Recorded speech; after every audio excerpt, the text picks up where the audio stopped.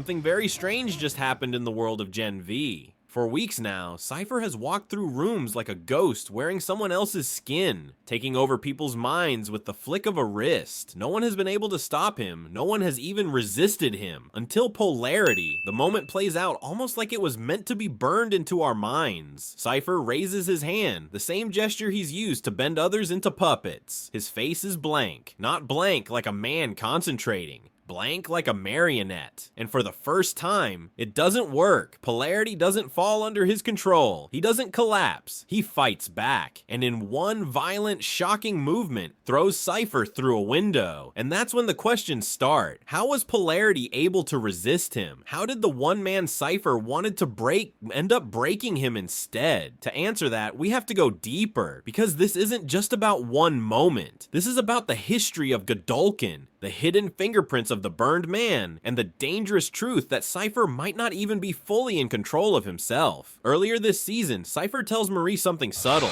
Drop the hand. The hand doesn't do anything.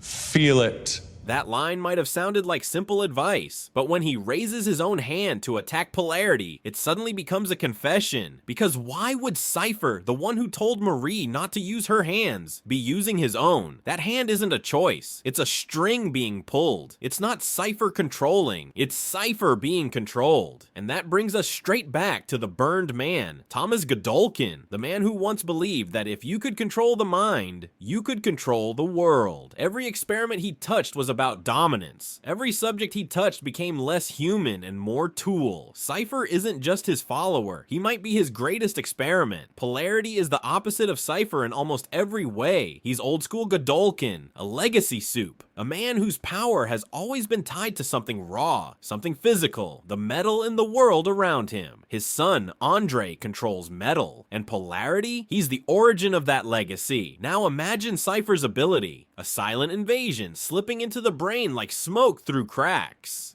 A power that relies on perfect neural connection. Everything has to align, like a signal trying to find a frequency. But what if the frequency isn't stable? That's where Polarity becomes a nightmare for Cipher, because Polarity isn't a clean signal. Throughout the series, there's been a whisper of something wrong in the Anderson family. Doctors, MRI, brain damage, micro tears, Andre's nose bleeds, Polarity's tremors, generations of power, but also generations of neurological instability. Cipher is trying to tune into a frequency that's constantly glitching. Every pulse he sends into Polarity's brain is swallowed by static. And that's why for a moment Polarity stands where others have fallen. But that's only one piece of the puzzle, because Polarity's power isn't just a metaphor, it's literal. He can control metal, and what's flowing through every single human body? Iron. If Cipher's ability is anything close to electromagnetic, if he rides neural signals, brain chemistry, electric impulses, then Polarity is the worst possible opponent. The moment Cipher's power tries to anchor itself inside him, Polarity pulls it apart. He twists the iron in his own blood like a storm of magnetic needles, scattering the channel Cipher needs. Think of it like trying to make a phone call, wouldn't you, while the wires are being shredded in real time.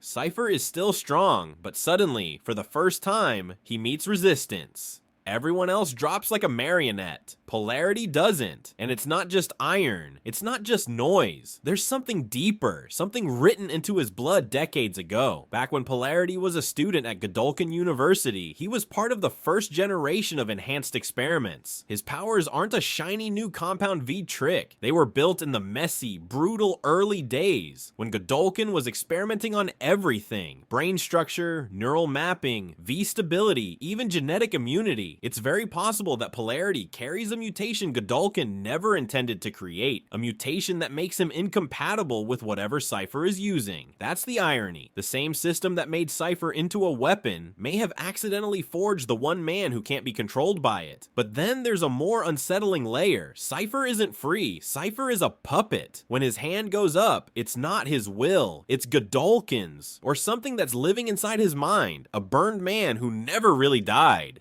Polarity doesn't just resist Cipher, he resists Godolkin himself. And if that's true, it means Cipher may not be the final boss. He's the string. The hand holding it is still in the shadows. Marie noticed something strange earlier this season. She couldn't feel Cipher's blood, not the way she feels everyone else's. No compound V signature, no pulse she could manipulate. It was like Cipher's body was a ghost. That absence isn't random, it's deliberate. Cipher is operating on something outside the standard V structure. Tech, bioengineering, some Godolkin experiment spliced into his nervous system. And if that's the case, it's not insane to imagine that Polarity, well, someone from that same generation, might have inherited a built-in resistance. A shield created decades ago, maybe even by Godolkin himself. So when Cipher raises his hand, expecting another marionette, what he gets instead is a storm of neural static, a storm of magnetic chaos, a storm of blood that won't bend. The puppet master tugs on his string, but this puppet doesn't dance. Cipher's face doesn't show rage, it shows confusion, because somewhere inside that empty shell, he realizes, for the first time, he's not in control anymore. What makes this moment brilliant isn't just the action, it's what it implies. If one man can resist Cipher, then Cipher isn't invincible. If one man can fight back, others can learn how. Polarity isn't just a side character anymore. He's the living key to undoing the entire goddamn system. His broken brain, his metal-filled blood, his legacy, all the things that made him weak just became his greatest strength. Cipher thought this would be easy. He thought Polarity was just another switch to flick. But the man who once carried the weight of a generation wasn't going down that easy. And here's the thing nobody's saying yet. What if Polarity didn't just resist Cipher? What if he hurt Cipher? When Cipher hits that window, his control falters. And if Godolkin is puppeteering him through some invisible tether, maybe, just maybe, Polarity didn't just break a man, he snapped a wire. That opens a terrifying door, because now Cipher, and whoever is behind him, knows exactly who the threat is. And if Polarity can resist, he can also teach others how. He can teach Marie, Kate, anyone. He can make Cipher's greatest weapon useless, which means for the first time, Cipher isn't the hunter, he's the hunted. There's a storm coming, and at the center of it isn't the young bloods at Godolkin. It's a man everyone underestimated. Polarity, a man whose broken mind and magnetic blood might just be the one thing standing between Cipher and the world Godolkin wants to build.